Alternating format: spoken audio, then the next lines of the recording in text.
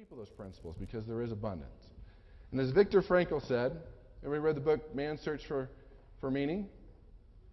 Viktor Frankl, he says, happiness is a condition rather than a destination. Happiness cannot be pursued. The more we aim at happiness, the more we miss our aim. It is a side effect of having a purpose and a meaning to life. He was in a Jewish concentration camp. He was a psychologist or a psychiatrist? He was a psychiatrist. He knew that the only thing that they couldn't take away from him was his thoughts. And the most important thing there says, it is a side effect of having a purpose and meaning to life. To enjoy the journey, to be able to get there, and to spread it around. We have found at the Persuasion Institute that, surprisingly, one of the things that opens the door of persuasion with people and influence is optimism. Optimistic people live longer, they make more money, they're more successful, and more people want to be influenced by them. It's an internal. Talk about mindset. We talked about our philosophy of money. Important, too, as we look at success, is that you learn to follow your heart. Many people are going to have criticism about you and different things, and they'll have their own opinions.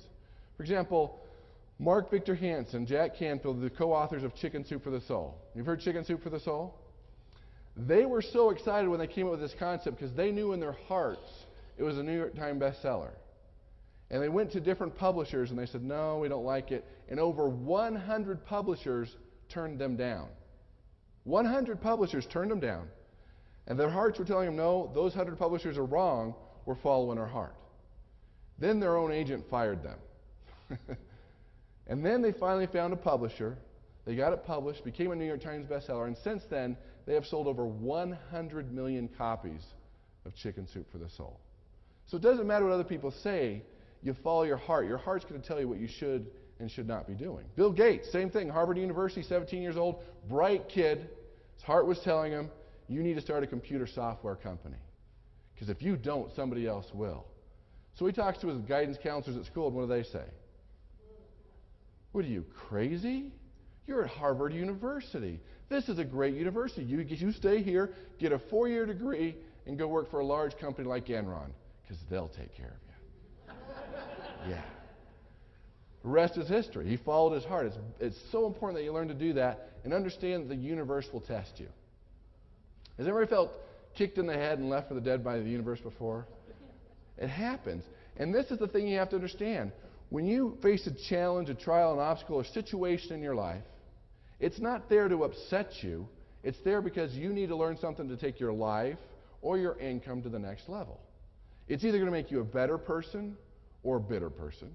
It's going to make you grow or give you grief.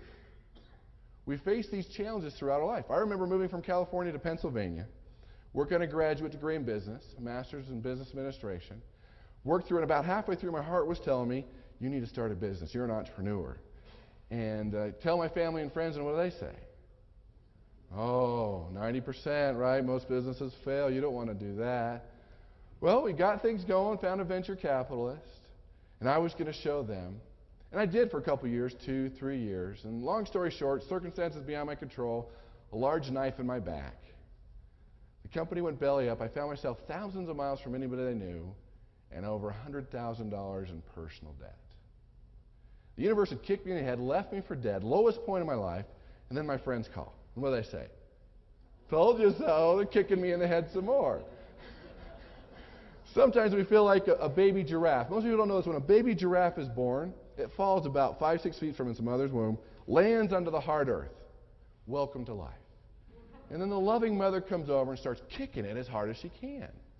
You know, the baby giraffe doesn't know what's going on. It gets up and it wobbles a little bit. Then the mother kicks its feet out from underneath and it falls down again.